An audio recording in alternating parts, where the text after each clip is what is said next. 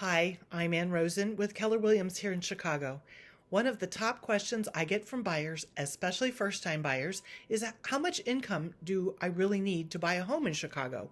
And the truth is, it depends. It depends on the price point, the neighborhood, your down payment, interest rates, property taxes, and even your other monthly debts. But don't worry, today I'm going to walk you through the numbers step by step so you can see what's realistic at different price ranges. It's the 2836 rule. Let's talk about the rule of thumb most lenders use, the 2836 rule. That means no more than 28% of your gross monthly income should go towards housing. That includes your mortgage, property taxes, insurance, and sometimes HOA fees. No more than 36% of your gross monthly income should go towards your debts combined.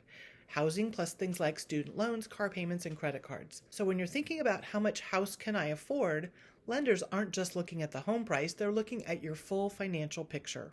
Let's use the example of an entry-level condo. The entry-level price point, say $300,000 here in Chicago. If you put down 10%, that's $30,000, and you're borrowing the rest with today's interest rates around 6 to 7%, your monthly payment is going to land in the ballpark of $2,200 to $2,400. That includes your mortgage, property taxes, and insurance.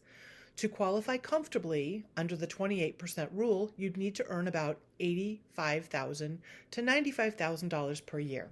Now keep in mind, if it's a condo with HOA fees that can range from $200 in a small building to over $1,000 in a high rise, that fee gets factored into your monthly payment too. So that can change the income needed pretty quickly. The example of a mid-range single-family home at, let's say, $500,000. With 10% down, your monthly payment, once you add in taxes and insurance, is closer to $3,600 to $3,800 a month. So that price point, most lenders are going to want to see a household income around $135,000 to $145,000 per year. Now, what's nice about a single-family home is that you're not paying HOA fees, but you will want to budget for maintenance, things like lawn care, roof repairs, or replacing appliances. Those costs don't show up in your mortgage payment, but they are a part of the true cost of home ownership. Now let's look at the higher end of the market, at a luxury home. Say you're shopping for $1,000,000 home. With 10% down, your monthly payment can reach $7,500 to $8,000 once you factor in taxes and insurance. To qualify for that, you're typically looking at an income of $275,000 or more per year. At that level, some buyers will choose to put more money down, not only to reduce the monthly payment, but to avoid what's called PMI, private mortgage insurance, which is required if you put down less than 20%. Now the hidden factor, property taxes. Here's something that surprises a lot of people. Property taxes can make or break your affordability. In Chicago, property taxes vary dramatically by neighborhood. A $500,000 home in one area might have $7,500 in annual taxes, while the same priced home in another neighborhood could be $11,000 or more.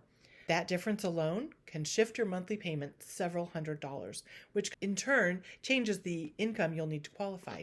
That's why when I'm working with buyers, I always pull the actual tax bill for any property you're considering. It's the only way to get a true picture of what your monthly costs will be.